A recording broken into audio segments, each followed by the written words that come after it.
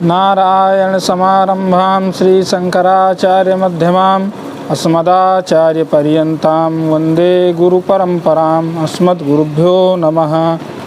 आज हम दुर्वासा आश्रम स्थित सपरशुराम पंचायतन शिव मंदिर, यहाँ के पीठाधिपति अनंत श्री विभूषित परम पूज्य एवं कर्मकांड जगत में दे दीप्यमान प्रचंड मार्तंड भगवान सूर्य के समान ओजस्वी तेजस्वी परम मनस्वी गुरुदेव भगवान के समीप उपस्थित हुए हैं।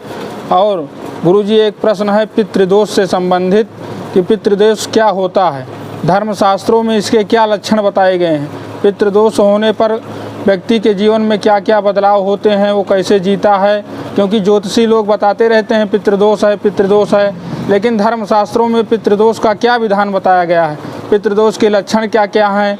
कहते हैं पितृदोष अगर लग जाता है किसी को तो बहुत वो कंगाल हो जाता है, तमाम प्रकार की बीमारियां उसको लग जाती हैं। तो गुरुजी, धर्मशास्त्रों में वेदों में क्या पितृदोष के लक्षण बताए गए हैं, इसकी शांति कैसे की जाती है, ये भी आप बताने की कृपा करें पूज्य गुरुदेव भगवान।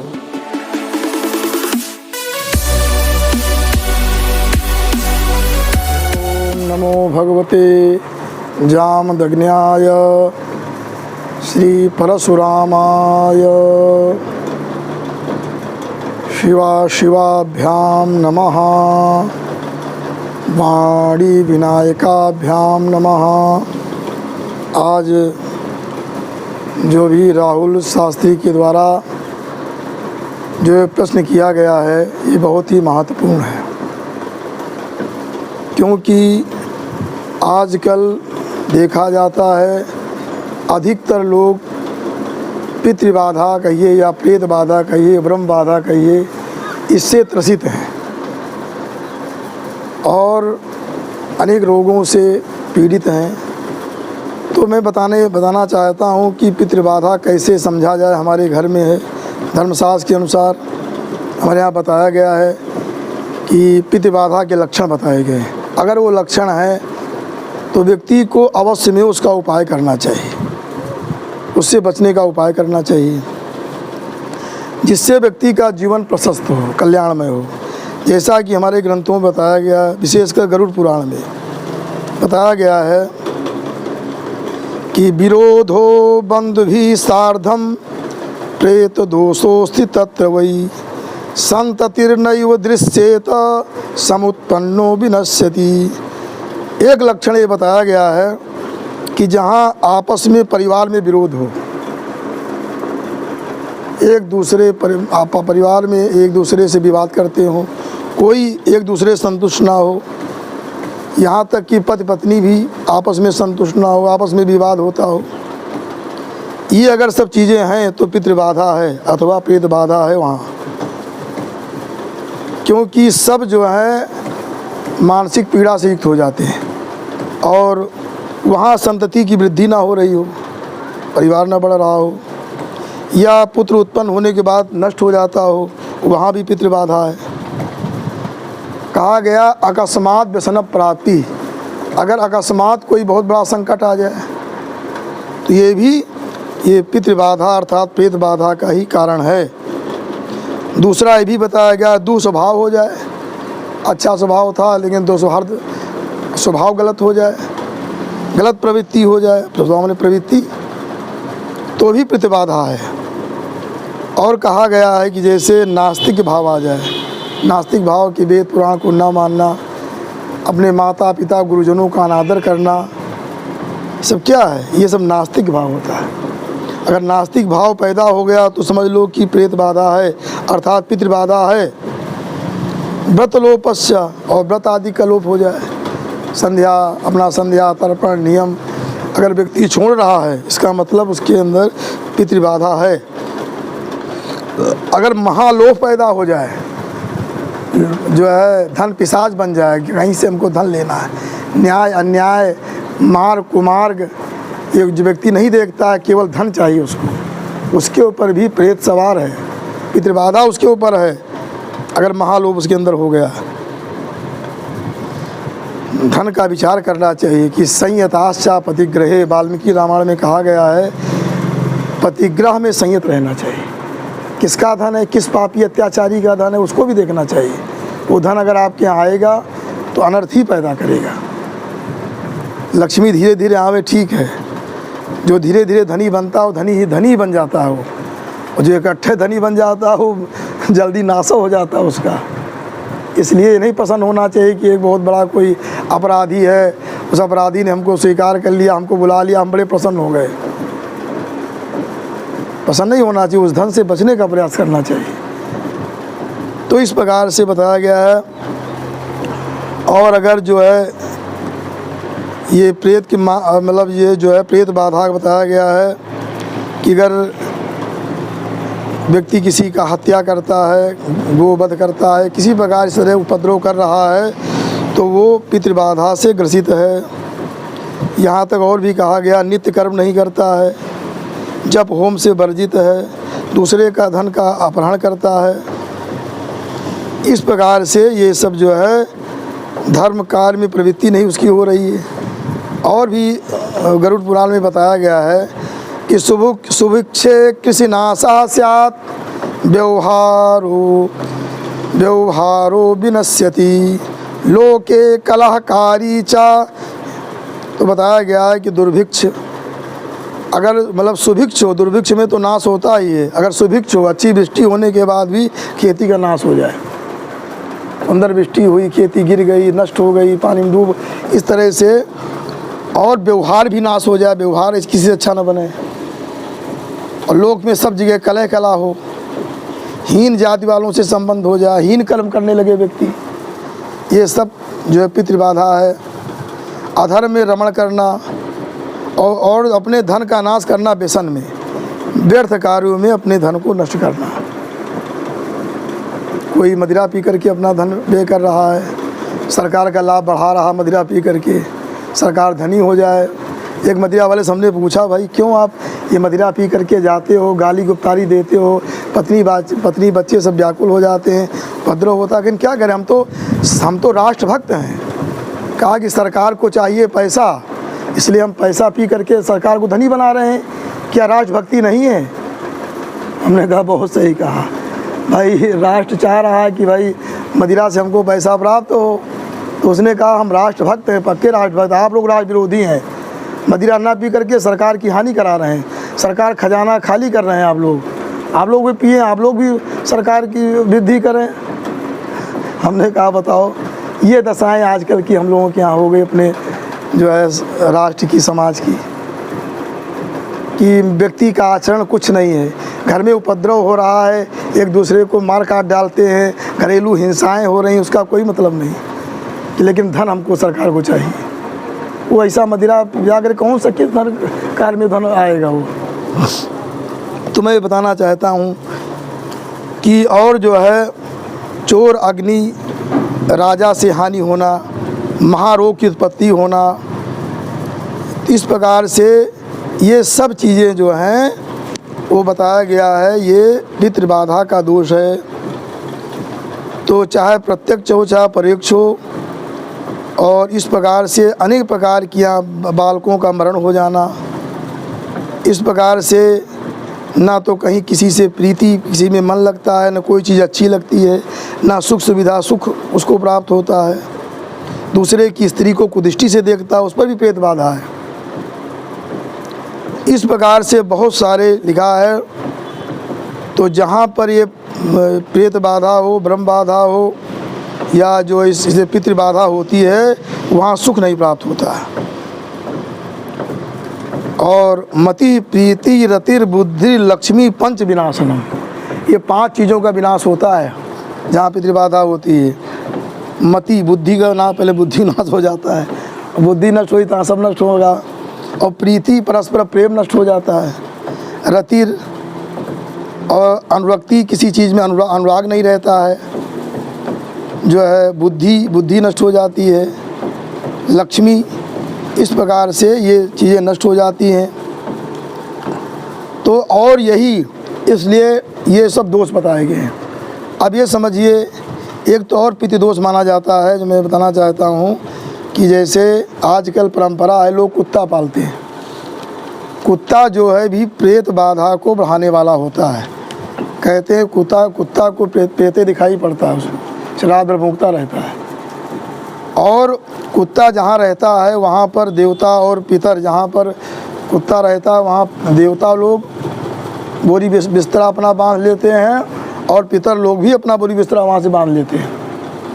इसलिए जो है मानस में भी कहा गया है, लोग पढ़ते होंगे, लिखा है खल परिहरी स्वान की नाई।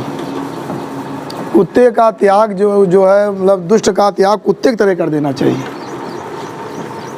ब्राह्मण क्षत्रिय वैश्य तीनों के लिए कुत्ता पालना निषेध किया गया है। लिखा है इसमें जो है श्रीमद् भागवत में पंचम स्कंद के अंतिम अध्याय में बताया गया है कि स्वागर्ध पतयो ब्राह्मणादया नरके पतंती। जो मतलब गधा पालता है अथवा कुत्ता पालता है वो ब्राह्मण आदि माने द्विजाति, ये सब नरकगामी होते हैं। इसलिए इनको नहीं, आजकल की परंपरा बन गई गाय कोई नहीं पालेगा, गाय का गोबर गोमूत्र पड़े पवित्र हो जाए, स्वर्ग बन जाए घर, लेकिन पालेंगे कुत्ता। तो इस प्रकार से ये भी गलत है जो, और सभी ग्रंथों में बताया गया है कि जहाँ इसकी दृष्टि पड़ जाती वो वस्तु दूषित हो जाती है। अगर भोजन पर दृष्टि पड़ गई भोजन बेकार गया, इसलिए यज्ञ में इसको विशेष निषेध किया गया है। और जो है उसमें ग्रंथों में बताया गया है, इसे अश्वमेध यज्ञ में बताया गया है शतपथ ब्राह्मण में कि दंडेन स्वानम बाधन्ते, कि दंड के द्वारा स्वान को भगाना चाहिए। स्वान कहीं किसी यज्ञी वस्तु पर उसकी दृष्टि न पड़े, ये वेद का प्रमाण है। ऐसे और ग्रंथों में बताया गया है कुत्ता का कितना बड़ा निषेध बताया गया है। तो दंडेन स्वानम बाधन्ते ये शतपथ ब्राह्मण का है। कुत्ते दंड के द्वारा कुत्ते को दूर भगाना चाहिए, कुत्ते की दृष्टि नहीं पड़ना चाहिए। तो इस प्रकार से ये भी एक पितृ दोष जो आजकल पैदा हो रहा है। तो अनेक प्रकार की समस्याएं हैं। अब इसमें करना व्यक्ति को क्या चाहिए, जब हम पितरों को प्रसन्न करेंगे तब जा कर के पितृ दोष हमारा अगर है भी समाप्त हो जाएगा, ये नहीं कि बना रहेगा। पर सबसे प्रथम उपाय ये है कि पितरों को प्रसन्न करना चाहिए। आत्मैव श्रेयसा युज्येत प्रेतस्तृप्तिम भजे चिरम ते तृप्ता शुभमिच्छन्ति स्वात्म बंधु सर्वदा। हमारे पितर या जो प्रेत योनि में चले गए हैं हमारे पितर, वो सब जब उनकी हम तृप्ति करेंगे, जब शरीर किसी व्यक्ति जो है माता पिता कोई दिवंगत होते हैं उनका प्रेत कार्य विधित करना चाहिए। उनको जब तृप्त हो जाएंगे तो वही शुभ करने लगते हैं। वही जो पितर हमारे जो हैं उनको जैसे जो भी सारे कार्य होते हैं, प्रतिदिन तर्पण करना, देवताओं ऋषियों का पितरों का तर्पण करना जो है नित्य कर्म है, रोज़ करना चाहिए। जब वो पितर प्रसन्न रहेंगे तो कोई बाधा नहीं आएगी, वही शुभ करेंगे। जो अशुभ कर रहे हैं तो वही शुभ करना शुरू कर देंगे, क्योंकि उन पितरों की सारी संपत्ति का हम भोग कर रहे हैं। जब उनके लिए कुछ नहीं करते हैं तो उनका अभिशाप मिल जाता है। इसलिए उनका अभिशाप ना प्राप्त हो उनके लिए करना चाहिए। और ये भी बताया गया है सबसे मुख्य, अगर हमको संदेह है कि हमारे पर यहाँ पितृबाधा है तो उनके लिए जो हमारे पितर को उद्धार नहीं हुआ है, लिखा है कि भूत प्रेत पिशाचैर्वा तदान्यैर् न पीड्यते पितृनुद्देश्य या कुर्यान नारायण बलिम शुभम। ये जो है बताया गया है कि भूत हो, प्रेत हो, पिशाच हो, किसी योनि में हमारे पितर हों, अगर पितरों का उद्देश्य करके अगर हम नारायण बलि करते हैं तो वो वही लोग शुभकारी हो जाते हैं। इसलिए उनके लिए नारायण बलि करना चाहिए। विमुक्ता सर्वपीडाभ्या इति सत्यम बचो मम, ऐसा भगवान ने कहा है। तो अगर नारायण बलि करने से व्यक्ति क्या होता है, वो उसके पितर जो है विमुक्त हो जाते हैं और व्यक्ति जो है सारे पीड़ा से व्यक्ति दूर हो जाता है। ऐसी हमारी सत्यवाणी है। तो नारायण बलि के विषय में भी बताया गया है कि नारायण बलि कैसे करें। तो नारायण बलि पहले बताया गया है कि 10,000 गायत्री जप करें प्रायश्चित के लिए। 10,000 गायत्री जप करें और उसके बाद उसका हवन, दशांश हवन करें, तब नारायण बलि करें। तब नारायण बलि पूर्ण रूप से सफल होगी, उसका उद्धार होगा। उद्धार होगा तो हमारा भी उद्धार होगा, हमारा भी कल्याण होगा। और नारायण बलि और एक त्रिपिंडी श्राद्ध होता है, उसको करना चाहिए। त्रिपिंडी श्राद्ध जो है वो सात्विक प्रेत और राजस प्रेत, तामस प्रेतों के लिए 3 पिंड दिए जाते हैं। सात्विक प्रेतों के लिए जौ के आटे का पिंड दिया जाता है और राजस प्रेतों के लिए जो है चावल के आटा का पिंड दिया जाता है, और जो तामस प्रेत तिल का कूटा का जो है पिंड बनाकर दिया जाता है। इस प्रकार से तीनों प्रेतों की जो है मुक्त हो जाते हैं, तृप्त हो जाते हैं और मुक्त हो जाते हैं, छोड़ देते हैं व्यक्ति को, और व्यक्ति का फिर अपने परिवार का उद्धार ही कल्याण करते हैं। ये उपाय बताए गए हैं। और एक उपाय और भी मैं बताना चाहता हूँ कि महाभारत में बताया गया है कि देवी भागवत, जो देवी भागवत एक पुराण है जो भोग और मोक्ष देने वाला है, उसको स्वयं व्यास जी ने ही जन्मेजय को सुनाया था। और तो दूसरे ने दूसरे सुनाया, जैसे श्रीमद् भागवत को राजा परीक्षित को सुखदेव जी ने सुनाया, लेकिन इस जो देवी भागवत को साक्षात व्यास जी ने ही जन्मेजय को सुनाया। इसलिए बहुत ही उत्तम पुराण ये देवी भागवत है। इसको कहा गया है, जिसे लोग कहते हैं कि जो अष्टादश पुराण की एक माला है, तो माला के बीच में जो सुमेरु होता है उसको मानो देवी भागवत है। कुछ लोग देवी भागवत को इसमें नहीं मानते हैं 18 पुराण में। अगर नहीं मानते हो तो बीच का गुड़िया जो सुमेरु होता है वो देवी भागवत है। पहले तो हम ये कहते थे कि श्रीमद् भागवत जो सुमेरु है, बाकी ये अष्टादश पुराण है, लेकिन लोग जब उसको उसमें ग्रहण कर लेते हैं अष्टादश पुराण में, तो देवी भागवत को हम कहते हैं कि वो जो है सुमेरु है, उसमें सबसे महत्वपूर्ण देवी भागवत है, क्योंकि इसको साक्षात व्यास जी ने ही जन्मेजय को सुनाया। क्यों सुनाया कि पूर्वमस्य पिता राजा परीक्षित तक्षकाहिना संदष्टस्तस्य संशुद्ध्यै राज्ञा भागवतम श्रुतम। क्योंकि परीक्षित जो राजा परीक्षित जन्मेजय के पिता जो थे, इनको तक्षक सर्प ने डस लिया था, अकाल मृत्यु हो गई थी। उसकी शुद्धि के लिए कि हमारे पिता की दुर्गति ना हो, उनका उद्धार हो जाए, इसके लिए उन्होंने देवी भागवत श्रवण किया था। इससे स्पष्ट है जब इन्होंने जो है इस प्रकार से जो जन्मेजय जी ने अपने पिता के उद्धार के लिए उन्होंने जो है देवी भागवत कथा सुनी थी, इसलिए हम लोगों को भी अपने पितरों के उद्धार के लिए नारायण बलि त्रिपिंडी आदि करा करके श्रीमद् देवी भागवत की कथा सुननी चाहिए।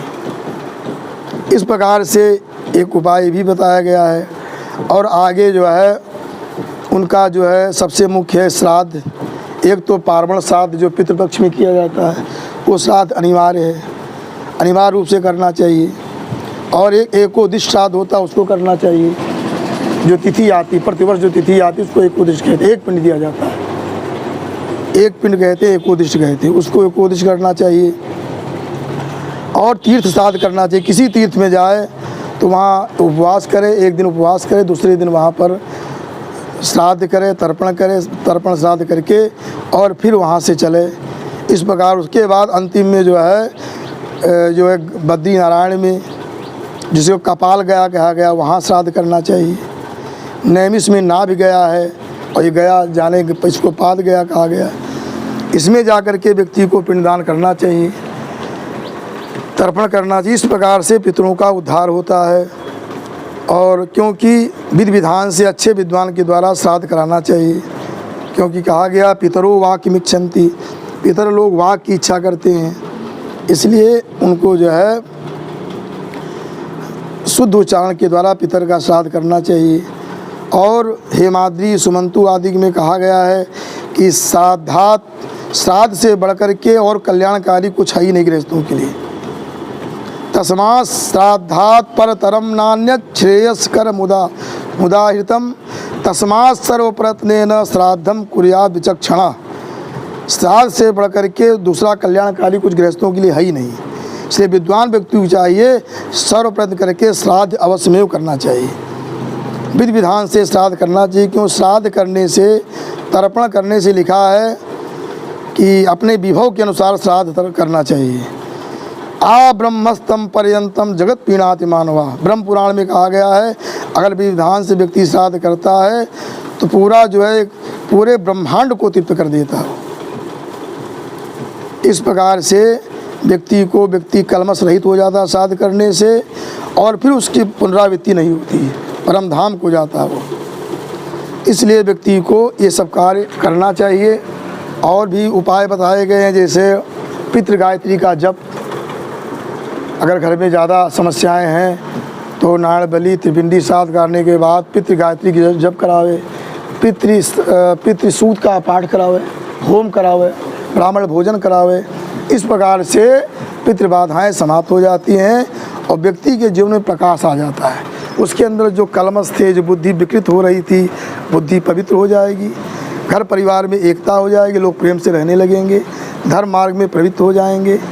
जितना उल्टा था सब सीधा हो जाता है। इसलिए व्यक्ति को लिखा है देव कार्यात गृहस्थानाम पितृ कार्यम विशेषते। देव कार्य से बढ़कर के गृहस्थ को पितृ कार्य में ध्यान देना चाहिए। आजकल लोग भड़काने वाले होते, इससे क्या है, या भगवान भजन करो जा करके, पहले ये कार्य करो तब भगवान भजन। ये भी भगवान भजन है, भगवान का आदेश है, ये जो है भगवान का भजन है। इस प्रकार से करने से व्यक्ति जो है प्रतिबाधा दूर हो जाएंगे और जीवन का मंगलमय हो। इन्हीं शब्दों के साथ वाणी को विराम। असतो माँ सद्गमय तमसो माँ ज्योतिर्गमय मृत्योर्मा मृतम गमय। ओम शांति शांति शांति।